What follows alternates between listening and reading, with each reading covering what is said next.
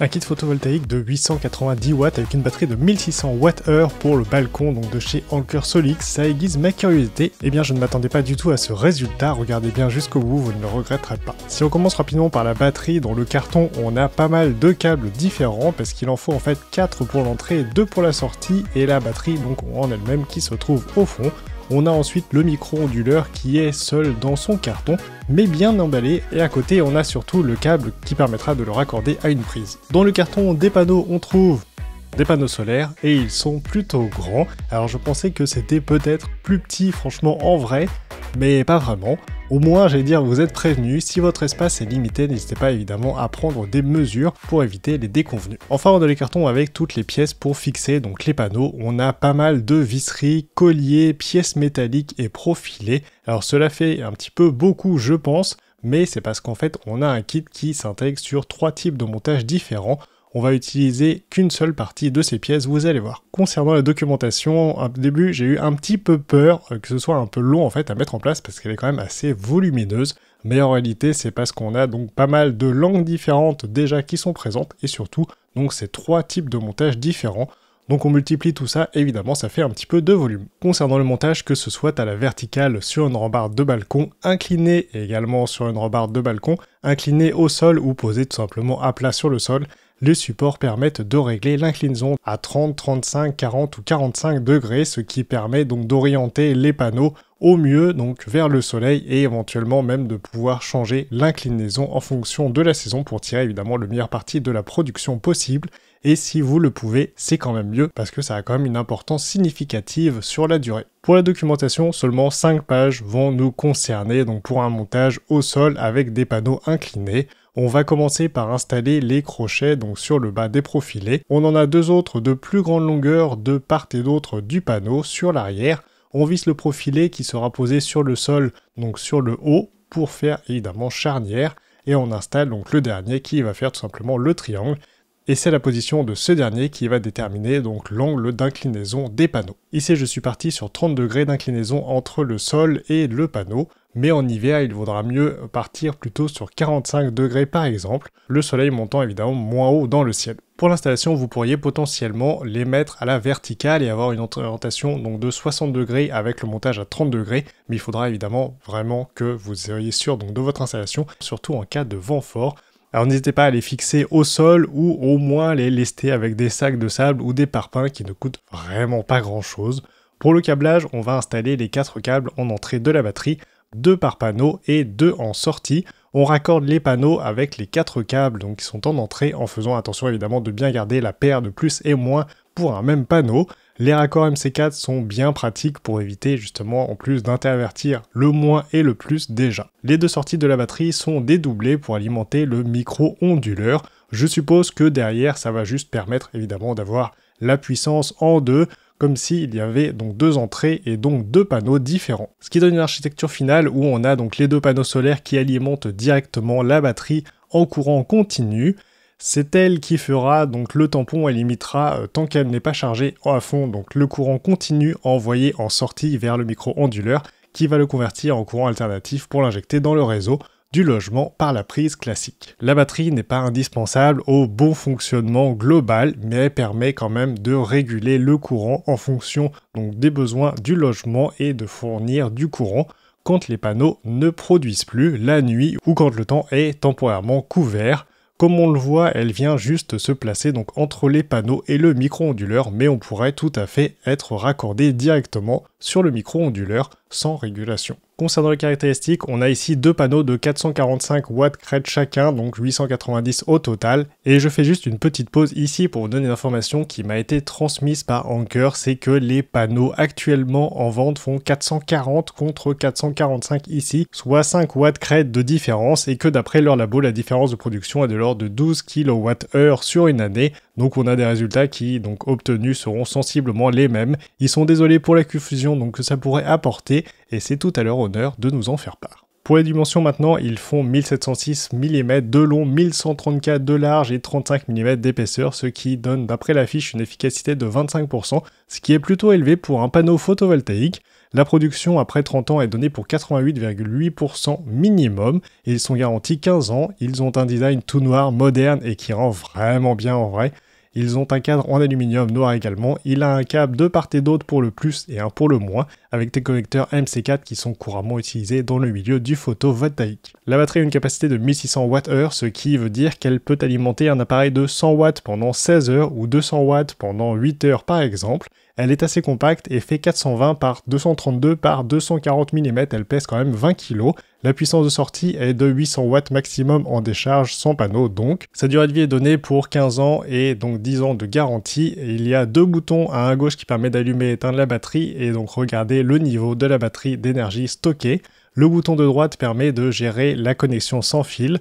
Du point de vue du design, je la trouve vraiment sympa, très épurée, moderne également, et surtout de qualité, elle a l'air vraiment très robuste, avec un revêtement antidérapant en dessous et une protection contre l'eau et la poussière d'un niveau IP65. Avant de passer au cœur de l'installation, l'application mobile, je vais juste vous donner donc quelques informations fournies par Anker également pour la vidéo. Anker annonce donc des économies allant jusqu'à 7 847 € en utilisant ce kit, ce qui correspond à 1038 kW de production sur une année à 90% utilisé, 28 centimes du kWh sur 30 ans. Alors je vous affiche ici évidemment le détail qui m'a été fourni si ça vous intéresse. Et en plus de cela, donc la batterie est donnée pour 6000 cycles de charge contre 3000 pour des produits concurrents similaires. Sur la protection par rapport à l'eau et la poussière, encore une fois la batterie est donc catégorisée IP65, les panneaux IP68 et le micro-onduleur IP67. On va maintenant passer dans le vif du sujet avec les tests pour voir ce qu'on arrive à produire avec ce kit et pour ça on va s'appuyer donc sur l'application mobile.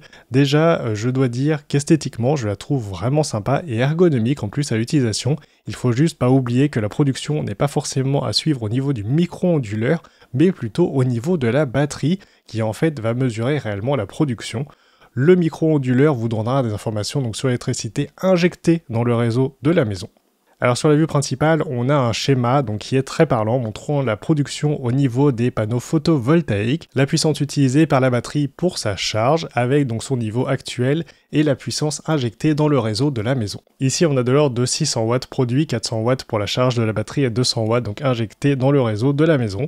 Sur les détails de la batterie, ici on a des chiffres vraiment très intéressants pour le coup avec 971 watts produits, 600 pour la charge et 355 injectés. Et dès qu'on a évidemment un petit passage nuageux, forcément ça fluctue pas mal comme on le voit ici sur la courbe.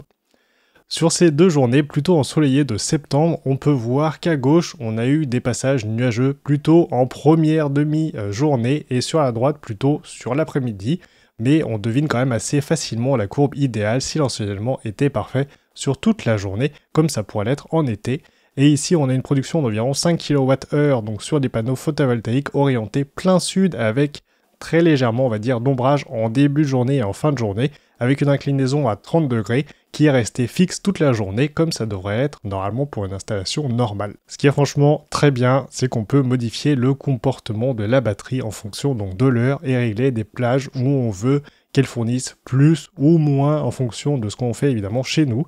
Ici, on a le scénario le plus simple avec une plage sur toute la journée où la batterie va fournir 200 watts constant, mais on peut ajouter donc plusieurs périodes pour avoir donc des comportements différents en fonction évidemment des usages de consommation que chacun pourrait avoir avec une puissance fournie entre 0 et 800 watts, ce qui est franchement très pratique. Et à noter que la différence entre la production de la sortie de la batterie en charge représente donc la consommation pour le fonctionnement de la batterie, qui est de l'ordre a priori de 15 à 20 watts de ce que j'ai pu constater, et qui semble plutôt cohérent et raisonnable pour un appareil avec des fonctionnalités de suivi, donc de ce type. Et je dois dire que j'ai été très surpris au niveau de la production des panneaux photovoltaïques. Malgré un ciel couvert, je m'attendais franchement à n'avoir presque rien.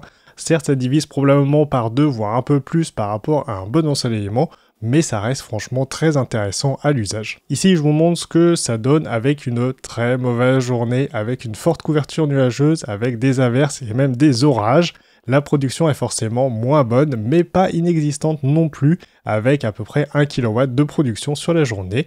Et si on passe maintenant sur cette vue du micro-onduleur, on peut voir que la puissance fournie donc par la batterie est de 176 watts, ce qui est injecté donc dans le réseau de la maison. Les paliers donc constants qu'on peut voir sur les graphes représentent les moments où la batterie envoie donc et alimente constamment le micro-onduleur et donc la maison avec une puissance constante de 200 watts comme demandé.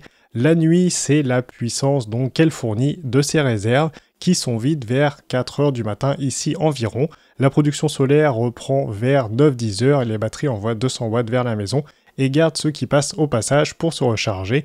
Et ici, vers 15 heures, donc la batterie est pleine et envoie toute la production vers la maison, jusqu'à à peu près 20 heures où ça ne produit plus et l'énergie stockée donc prend le relais en fournissant 200 watts au logement jusqu'à se vider ou que la production évidemment reprenne. Dans les points améliorés sur le kit en lui-même, je n'ai vraiment rien à redire du tout, rien à reprocher, il est franchement très qualitatif. Par contre, là où j'aurais un point mineur, c'est que Anker pourrait très facilement faire évoluer donc ça au niveau de l'application, qui est évidemment le cœur, comme je le disais, du système, parce que c'est là qu'on va donc pouvoir tout suivre et prendre évidemment des décisions. C'est sur la vue de la production donc de la journée que j'aimerais bien avoir un graphe qui fasse évidemment tout l'écran, où je peux même éventuellement zoomer donc pour avoir quelques heures précisément.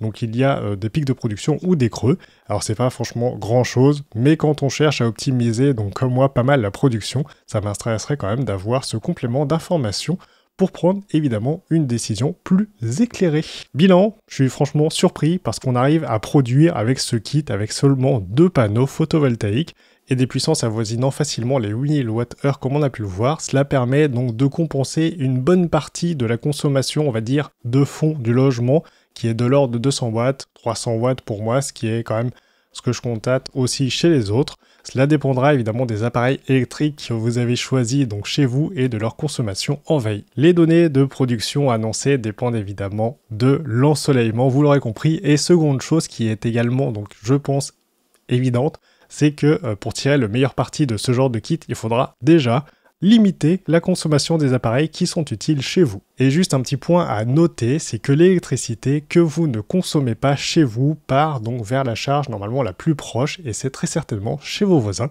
Cette électricité que vous fournissez donc gratuitement est mesurée et donc a priori facturée donc quand même par le fournisseur d'électricité au passage à votre voisin, alors que vous l'envoyez donc directement gratuitement, et c'est pour ça que la batterie est vraiment très intéressante pour limiter ces fuites et garder donc l'énergie non consommée donc par le logement au moment de la production pour pouvoir l'utiliser plus tard. Alors je ne suis pas un expert du domaine, mais c'est un sujet qui m'intéresse quand même beaucoup, donc j'essaye de me former. Donc si vous avez un retour à viser et des éléments à ajouter, n'hésitez pas à le faire évidemment dans les commentaires. Sur ce, je vous laisse et je vous dis à très bientôt dans une prochaine vidéo. Salut! Il faut juste que j'ajoute le message comme quoi le kit solaire avec batterie Anker Solix SolarBank est maintenant disponible en vente Early Bird pour les jours Prime d'octobre jusqu'à 890 € de réduction.